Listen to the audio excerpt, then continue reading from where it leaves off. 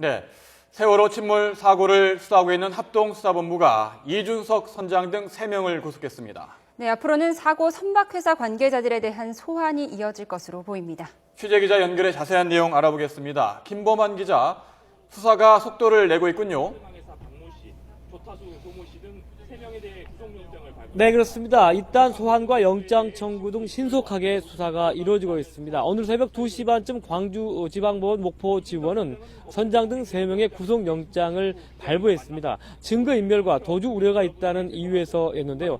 영장이 발부된 사람은 선장 이준석 씨와 조타수 조모 씨 그리고 3등 항해사 박모 씨 등 3명입니다. 밤사이에 영장이 청구되고 발부된 것은 그만큼 사안이 중대하고 막대한 인명피해가 나는 등 국민적 관심이 높은 점이 반영된 것으로 풀이되고 있습니다. 선장 이 씨는 영장 실질 심사를 마치고 나오면서 사고 당시 승객들에게 배에서 내리라고 하긴 했지만 늦어졌다고 해명했습니다.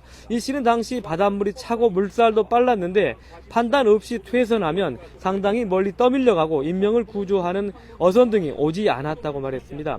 배 안에 있으라 하는 안내방송도 구조선이 오지 않았기 때문이라고 덧붙였습니다. 또 배가 방향을 돌릴 때 항로를 지시하고 잠시 침실에 볼 일이 있어 갔다 온 사이에 사고가 났다고 말했습니다. 세월호 선장 이준석 씨에게는 무려 5가지의 혐의가 적용됐습니다.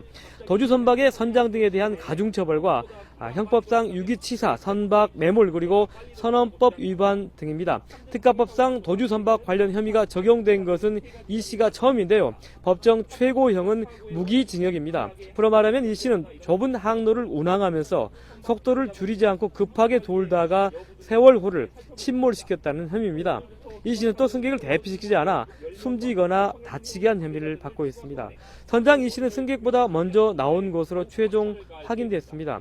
사고 당시 세월호는 3등 항해사 박 씨의 지시로 조타수가 급하게 선회한 것으로 드러났습니다. 이와 관련해 조타수는 평소처럼 회전을 했는데 키가 유난히 빨리 그리고 많이 돌았다고 말했습니다. 사고 원인을 밝힐 수 있는 결정적인 대목인데요. 만약에 외부 충격이 없었던 것으로 확인된다면 이번 세월호 여객선 사고도 인재일 가능성이 점차 커지고 있습니다.